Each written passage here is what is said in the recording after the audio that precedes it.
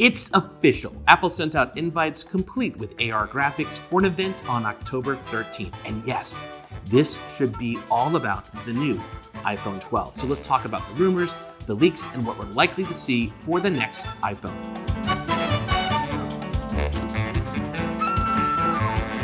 Now, all of this goes without saying, but until it gets announced, none of this is for certain. That said, there are a number of credible rumors and leaks that we want and, well, hope for the next iPhone. So let's start with the name.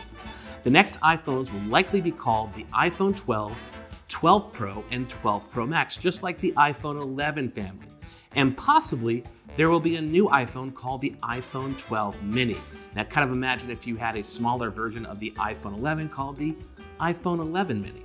Now, in 2018, Apple really upended its naming scheme with the iPhone 8 and iPhone 10, aka the iPhone X. Remember, there wasn't an iPhone 7S or an iPhone 9, so it's likely that these new 2020 iPhones won't be called the iPhone 11s and 11s Pro, especially with some of the rumored hardware we're going to talk about. So, iPhone 12 and iPhone 12 Pro seems like a safe bet. Color-wise, the iPhone 12 will likely come in an assortment of colors, just like the iPhone XR and the 11. And if we look to the new iPad Air, that could be an indicator of the color direction that these new 2020 iPhones are going. When it comes to the iPhone 12 Pro and Pro Max, well, they're likely to come in space gray, silver, and gold, just like, well, the last couple years. But instead of that Range Rover green color we saw last year with the iPhone 11 Pro, the 12 Pro is rumored to come in a midnight blue option. Fancy.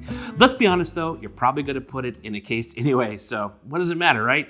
Now, all of these new phones will likely have a new hardware design with squared off edges a la the iPad Pro. You might even say Apple is taking inspiration from the iPhone 5, 5S, and the OG 2016 SE. Now, the iPhone 12 and 12 mini might have aluminum edges, whereas the 12 Pro and 12 Pro Max could get stainless steel edges. Either way, the design could look really sleek, and let's acknowledge that it could call back to the iPhone 4 with its metal and glass design, which I think was the best looking iPhone, period. As far as storage, say goodbye to 64 gigabytes. Rumors point to baseline iPhones coming with at least 128 gigabytes of storage. That's a lot of room for those photos and videos of your cats and kids. The iPhone 12 will come in 3 different sizes over 4 different models. Let me explain. Okay, there will be a 6.1-inch iPhone 12, just like the iPhone 11.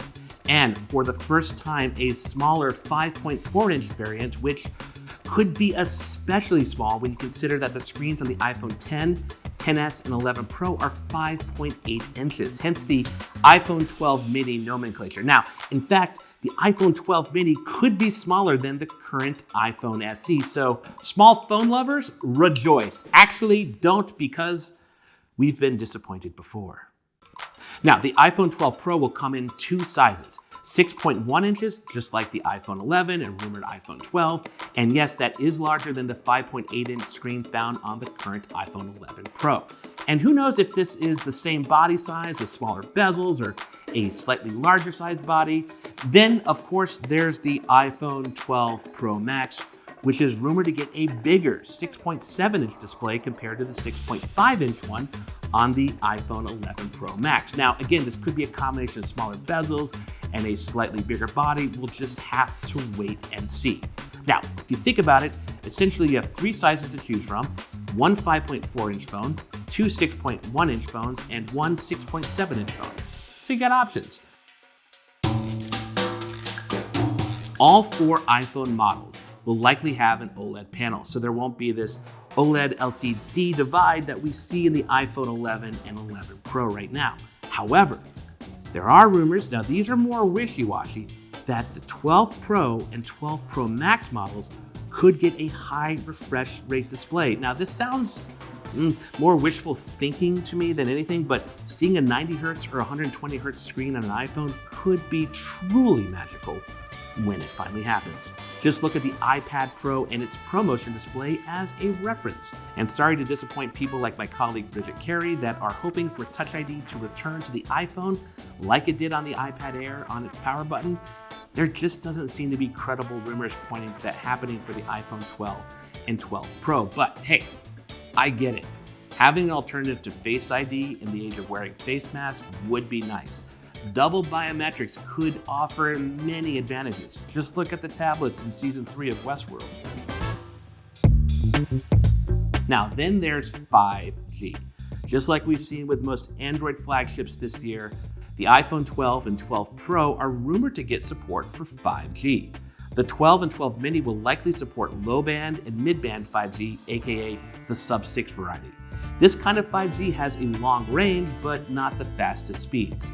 The 12 Pro and 12 Pro Max will likely also support the faster but shorter range millimeter wave version of 5G found on AT&T and Verizon.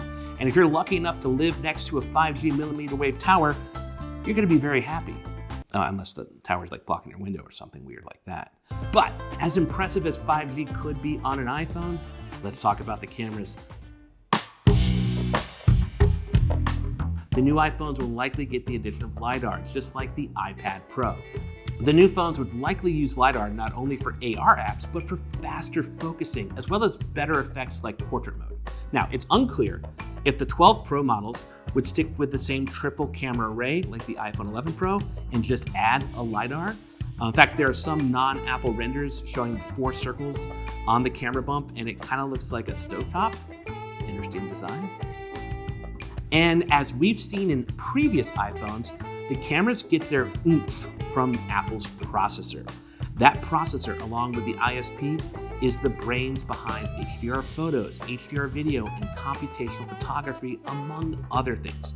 And you can pretty much bet on the fact that the A14 chip announced for the iPad Air last month will be the new brains for the iPhone 12 family. There will likely also be a U1 chip for ultra-wideband connectivity, just like the ones found in the 11 and 11 Pro.